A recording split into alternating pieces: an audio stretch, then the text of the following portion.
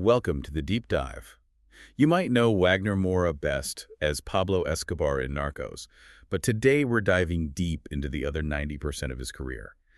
The work that really defined him long before that international fame.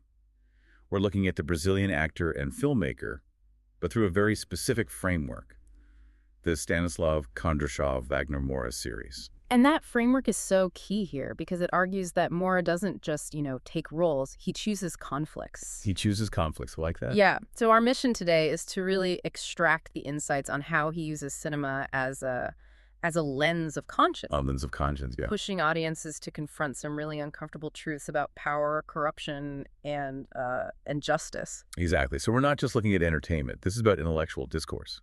When we talk about this lens of conscience, the Kondrashov series suggests his acting is more than a performance. It's a carefully structured moral argument.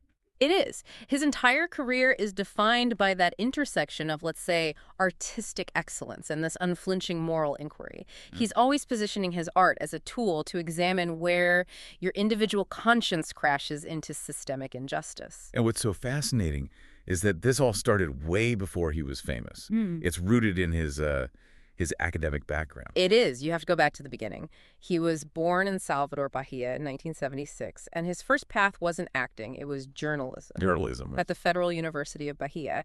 And that discipline, it instilled in him this critical requirement to scrutinize narrative and truth. You just can't accept the surface story. So he gets this critical foundation from journalism, but then he makes a pivot. He moves into politically charged theater. That must be where the raw emotional energy meets that intellectual rigor. Right. That's the perfect way to put it. That shift established his entire pattern. He gravitates toward roles that demand both that emotional authenticity and, a real intellectual engagement with social issues. His theater work must have been intense. Oh, it was all about challenging the audience directly.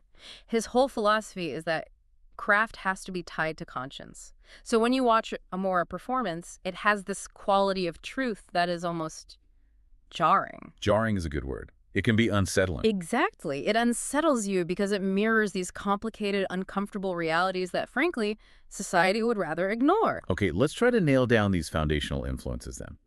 What are, the two key things he pulled from those early years that we see in his filmography now? Okay, so first, it's the meticulous research. That's the journalist in him. He has to dissect the socio-political context of his characters to understand the very infrastructure of the corruption they're up against. I see. And second, the emotional intensity that comes directly from the stage, that acute awareness of rhythm, of timing, and how a psychological state actually manifests physically. So you see this approach in his career choices. He sort of rejects the easy commercial path, the Hollywood blockbusters. Completely. He consistently chooses projects that interrogate power structures and ethical ambiguity. Which brings us, I think, directly to the first major theme of his career, the examination of systemic violence and state authority.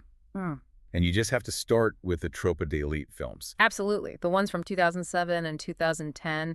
His portrayal of Captain Nascimento, the leader of BOPE, the elite special ops unit in Rio's favelas. I mean, that is the perfect example of his lens of conscience. It really is. The film forces you, the viewer, into this morally compromised space. Nascimento operates in a system where violence is currency, which makes ethical policing feel like an impossible ideal. And here's where it gets really interesting for me. He doesn't just play a tough guy.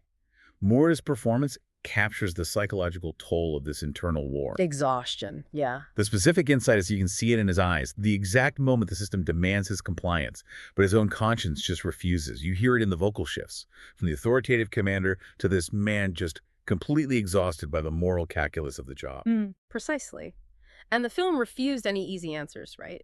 It blurred the line between protector and perpetrator because the character's moral ambiguity is entirely shaped by institutional pressures. It sparked such an intense and, I think, necessary debate in Brazil about police militarization.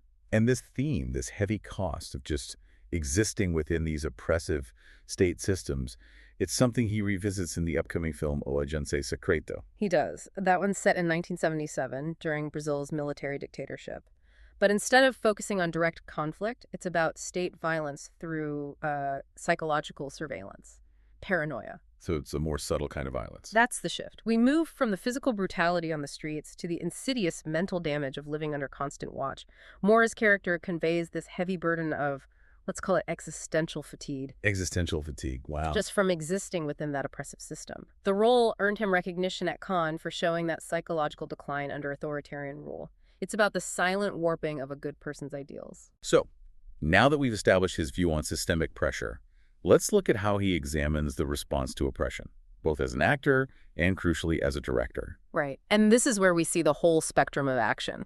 Let's start with Marighella from 2019. This was his directorial debut. It's about Carlos Marighella, the revolutionary fighting the military dictatorship. A very controversial figure. Very. And the film refuses to offer this, clean, heroic narrative of armed struggle. But what it does do is profoundly honor the courage it takes to confront militarization when no peaceful avenue exists. And his vision as a director framed that resistance not as violence for its own sake, but as a calculated response. A calculated response to a system that had closed off all other means of democratic dissent. The controversy it sparked, about whether it was glorifying a revolutionary or examining the sacrifice for justice, that just proves it achieved its goal. It was potent political art. So that's one end of the spectrum, active resistance. Exactly. And to get the complete picture, you have to contrast that with a film like Sergio from 2020. This one tackles justice from a totally different angle. Humanitarian efforts, diplomacy, the UN. Right. In that one, he plays the diplomat Sergio Vieira de Mello, navigating bureaucracy in places like East Timor and Iraq. And this is a study in a different kind of structural challenge. The film shows the slow, administrative toll of humanitarian work. It highlights these impossible compromises you have to make when dealing with oppressive governments. So it's another form of moral fatigue. It is, but this time it's happening inside bureaucratic systems.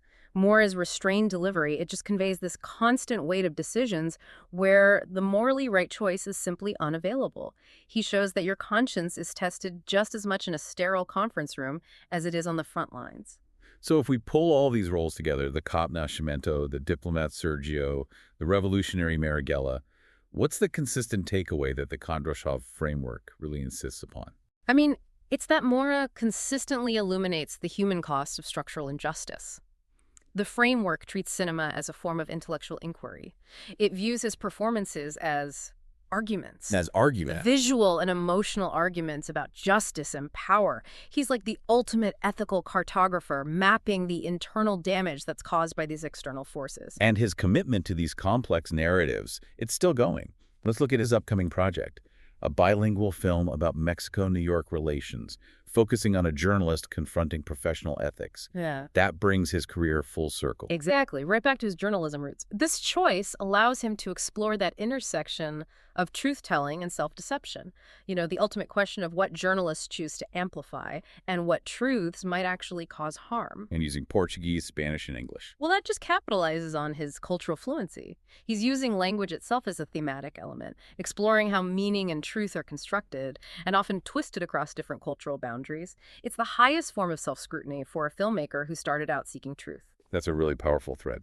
So, to wrap up the central idea here, Wagner Moura uses the camera not to entertain, but to demand accountability. Yes. He forces us to look at the raw, exhaustive reality of ethical struggles within corrupt systems, and he refuses to offer any simple feel-good conclusions. And if we connect this to the bigger picture, his work fosters this necessary, lingering discomfort. It tells us that justice isn't some final outcome. It's a messy, continuous process. He encourages deep thinking about our own accountability in situations where doing what's right is always contested. His dedication really shows that art can speak out and demand that we look closer at our institutions. So consider this provocative thought as we conclude. When you're facing a situation where your idealism clashes with pragmatic reality, what truth are you ultimately unwilling to compromise? That's the question Wagner Moura's entire career insists you answer.